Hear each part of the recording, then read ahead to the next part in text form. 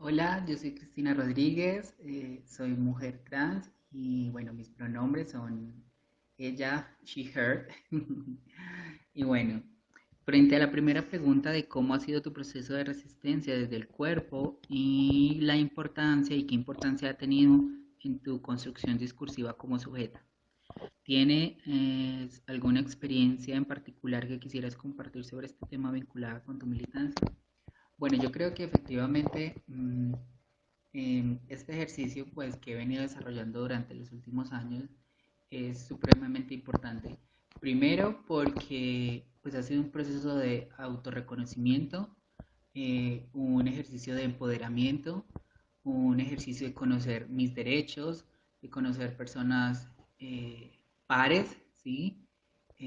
Con un pensamiento muy similar o algunas también muy diferente, que creo que es como la base de todo esto, eh, que tienen diferentes percepciones sobre las maneras de construir la identidad, ¿sí? Más allá, digamos, que esa dicotomía que nos quieren vender, o bueno, que nos quieren vender, no, que existe sobre el sexo y el género, efectivamente poder conocer otras personas que dicen, bueno, yo opino esto, yo opino lo otro, eh, yo quiero hacer esto, a mí me parece esto, yo me construyo como puedo, teniendo estos referentes, ¿no? Yo quiero ser un poco más subversiva o subversivo, dependiendo del caso, si es un chico trans o una persona no binaria, o de decir, yo quiero ser lo que quiero ser, ¿sí? En pocas palabras. Y creo que es muy importante porque, pues obviamente existen un montón de mitos alrededor de las identidades trans, dentro de esa gran sombrilla que existe de lo trans, pues también creo que es muy importante en este momento justamente en el que estamos viviendo, en el cual hay gran, una gran cantidad de información, mucha de esta completamente falaz, ¿sí? Y creo que es importantísimo empezar a formarnos desde este punto de vista político, ¿sí? Desde el espacio en el que militamos, desde el lugar que nos enunciamos, porque creo que tal vez esa es la única manera que tengamos, la única posibilidad que tengamos de dignificar las identidades trans y todo el trasegar que esto amerita, ¿sí? Desde un cuerpo que transita, ya sea en una fluidez de géneros, ya sea desde una construcción identitaria binaria, ya sea desde una construcción identitaria completamente subversiva a los estándares de género establecidos en, en la sociedad en la que vivimos. Y bueno, creo que eso con respecto a Responde a la esa pregunta primera 2, pregunta. ¿alguna vez en los espacios laborales, académicos o de militancia te has sentido desacreditada por tu condición de sujeta diversa? Si ha sido así, ¿cómo has trabajado contigo misma ese tipo de situaciones y qué ha sido lo más complejo en ese proceso? Bueno, yo creo que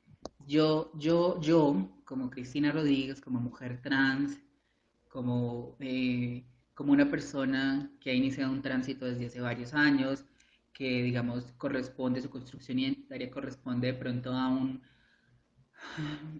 un estereotipo de mujer, por así decirlo, eh, pues me he visto primero infantilizada eh, con respecto a la experiencia de vida que tienen las personas que son mayoría en la sociedad, las personas cisgénero, heteronormativas o heterosexuales. Eh, También hay como no sé, como una caricaturización por el hecho de verme de tal manera, entonces tampoco soy tenida en cuenta de manera muy inteligente para algunas cosas, lo que para mí también ha sido como una grata sorpresa ver que la gente tiene ese imaginario cuando me conoce y cuando comparte conmigo o lee mis tweets o mis textos, se da cuenta que efectivamente no soy tan tonta como parezco. Pero principalmente la que he sentido siempre es como ese cisplaining del que siempre hablo, de cómo la sociedad me explica cómo debo ser, ¿sí? Ante cosas que yo evidentemente o ya sé o he inferido o he aprendido por mi experiencia de vida como mujer diversa, ¿sí? Y creo que es muy importante porque justamente eso es como el gran dilema, que a toda hora, todo el tiempo, hay o qué pesar de las transexuales, ay, pobrecitas, es que viven el cuerpo ajeno, o es que no saben lo que quieren, o están enfermas de la cabeza, y lo mismo pasa incluso en sectores progresistas, por así decirlo, em, incluso en el mismo feminismo, que vemos que hay una infantilización de las identidades trans, como si no pudiéramos decidir sobre nuestras propias cuerpos. Entonces creo que ese es como el gran dilema siempre, o la infantilización o la caricaturización, pero siempre como esa desacreditación de lo que decimos, pensamos o incluso de nuestra propia experiencia de vida como personas que han decidido realizar un tránsito para sentirse bien consigo mismas, ¿sí? Entonces creo que es complejo, porque yo creo que eso es como constante, ¿sí? Así como a las mujeres todo el tiempo, a las mujeres cisgénero, vienen los hombres a hacerles, a explicarles la vida, ¿sí? Según su propia cosmovisión, según su manera de entender el mundo. A las personas cis nos pasa mucho más porque, pues, somos, queramos o no, somos minoría, ¿sí? Poblacional, porcentaje poblacional, somos muy poquitas. Y todo el mundo cree que sabe más de nuestras vidas que nosotras mismas, ¿sí? Y claro, también es como esa condescendencia de, ay, pobrecita, es que no puedo estudiar, porque sabemos que efectivamente esa es una de las condiciones sociales a las que nos enfrentamos muchas mujeres trans, que muchas veces no podemos estudiar. Y bueno, yo me siento privilegiada, aunque la educación no es un privilegio, sino un derecho, pero digamos que yo tuve el apoyo de mis papás y me dieron educación superior y pude, digamos, cumplir como con ese parámetro.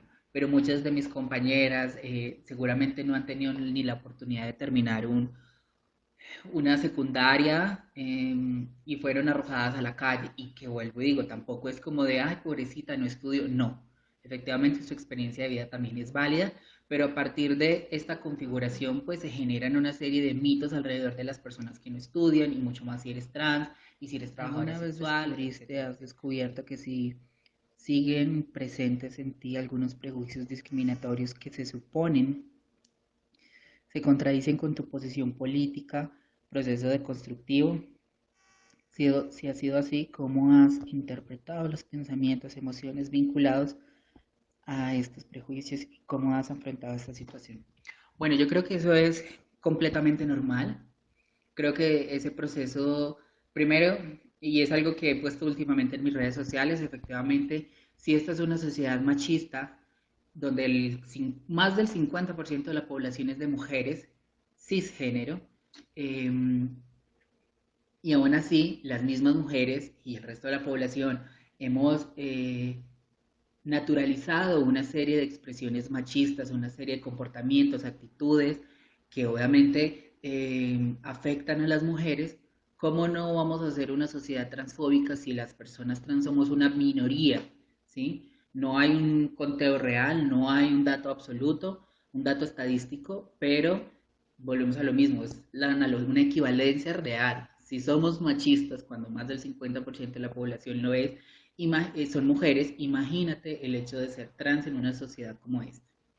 Entonces, creo que para mí los prejuicios más grandes que han habido, bueno, primero ha sido un proceso de formación constante, porque las personas trans, pues yo siempre he dicho que nos tenemos que armar hasta los dientes de todo, de psicología, de psiquiatría, de hormonas, de cirugía plástica, de feminismo, de teoría queer, de todo para poder validar quiénes somos. Entonces, en ese mismo orden de ideas, pues nadie nació con todo el conocimiento como en su cabeza, sino que ha sido un proceso de introspección, de conocimiento, de conocer otras perspectivas de vida, de poder compartir con otras personas, de escucharles, de verles, de saber que efectivamente un tránsito no es cirugía plástica, no es hormonación, es una opción, pero no es una obligatoriedad. También hay personas que no se reconocen desde la palabra mujer, sino que soy transgénero como una tercera opción de autorreconocimiento, o soy travesti, o bueno, como quieran reconocerse, ¿sí? Y creo que ese ha sido como el mayor prejuicio, como entender que efectivamente, primero creo que es un ejercicio de conocimiento constante, un ejercicio de leer también creo que es un ejercicio político, y pues también de conocer a las otras personas, cómo se perciben, cómo se plantean sus identidades, sus tránsitos, su vivir el género a su propia manera, a su propia visión de mundo, ¿sí?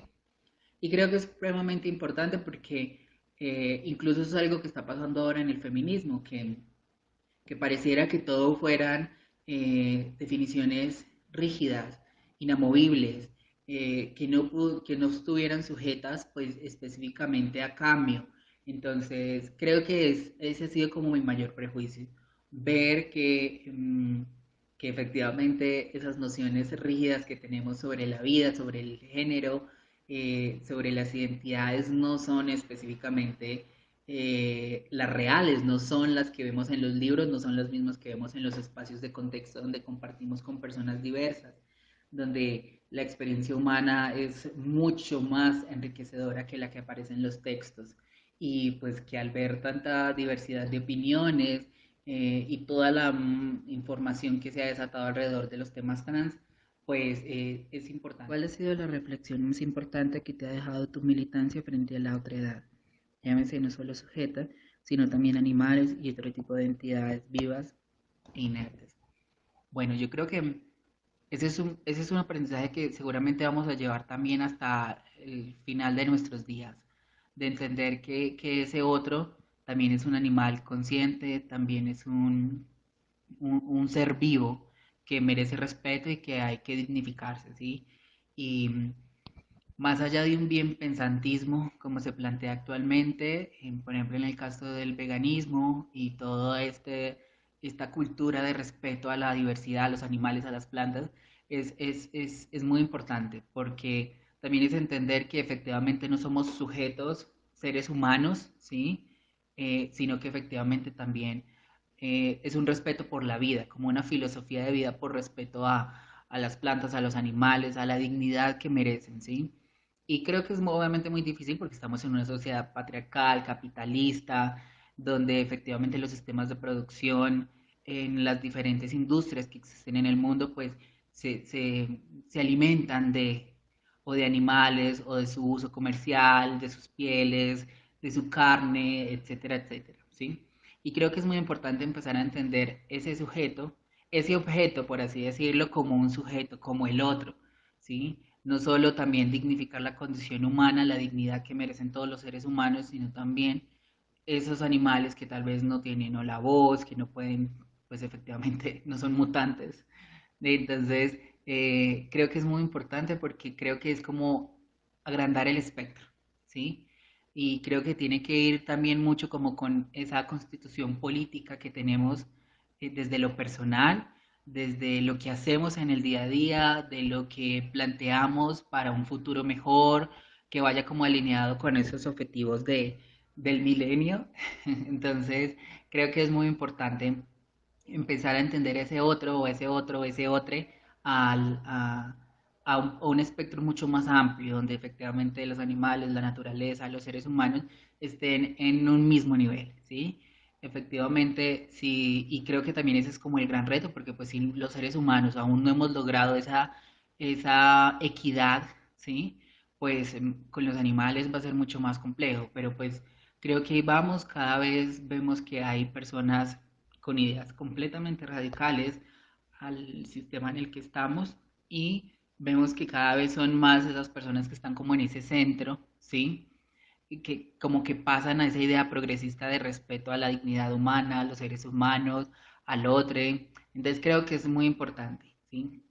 Y además porque también, pues aparte de que es un reto, creo que es una muy buena manera de entender que no todos estamos en las mismas condiciones, ¿sí? De que hay personas que han tenido privilegios, de hay personas que han tenido diferentes oportunidades y que hay personas que no han tenido las mismas posibilidades, por ende, pues hay que trabajar desde ahí, desde lo comunitario, desde lo interseccional, desde la posibilidad de escuchar a las personas que quieren ser escuchadas, de sus maneras de entender el mundo y de cómo esa manera de entender el mundo pues puede construir una mejor realidad para ellos y pues para el resto de las comunidades que les ven.